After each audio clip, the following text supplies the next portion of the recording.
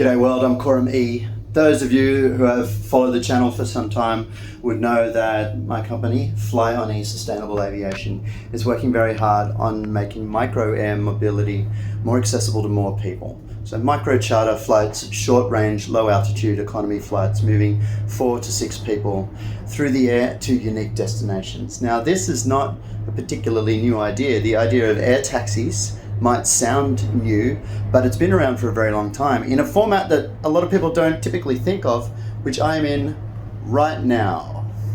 Yes, that's right, the cable cart.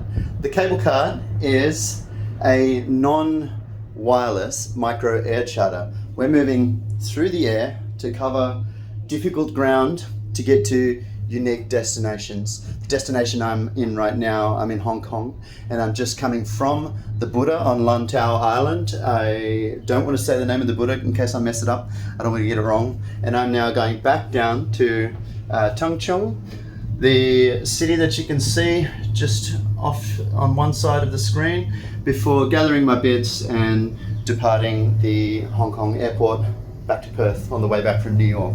So this is the micro air charter and micro air mobility that a lot of people forget about in this crazy time where all the attention goes to, when all the attention is going to air taxis, the eVTOL air taxis, and everybody is touting this new type of air travel. Do not forget that micro air mobility in the form of cable carts has been around for a very, very long time in lots of regions. What we're activating with our micro air mobility options with electric aircraft, that we're primarily focusing on fixed wing operations to lower cost and complexity and accelerate them to market a little earlier, is like a wireless cable cart where we're still accessing unique destinations, and maybe those cable carts, in this case aircraft, can fly from one to more than one destination wirelessly.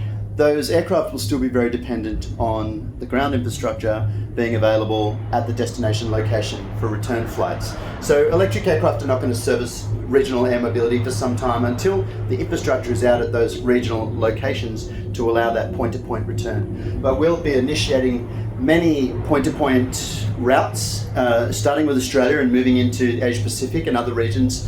We've had some interest in investment from New York City recently, so perhaps we'll be starting to activate some US options shortly. But we're focusing primarily in Australia at the moment, in Perth and in Brisbane, activating these micro air charter routes to skip congested ground areas or difficult terrain and get to unique destinations for tourism, for safety, for health, for organ transfer, and all sorts of different applications that we'll be using electric aircraft for.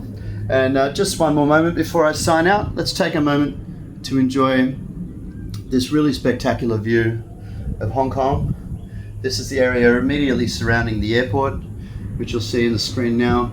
It's a really beautiful zone, a really beautiful region, and we're lucky with a nice clear day today. It's often quite foggy, but here today we have very beautiful weather and a very spectacular view. So there you have it, folks. Micro air mobility, the old-fashioned way with cables, and of course check out Fly on E, www.flyone.com.au, to view micro air mobility in a wireless format as we activate and unlock more regions in Australia and the Asia Pacific region to bring this type of air travel wirelessly to more people than ever before. Thanks for watching. Make sure you hit that like and subscribe button. Throw in a comment to give so we can reply, answer your questions, and to give other people context. And we'll see you again soon.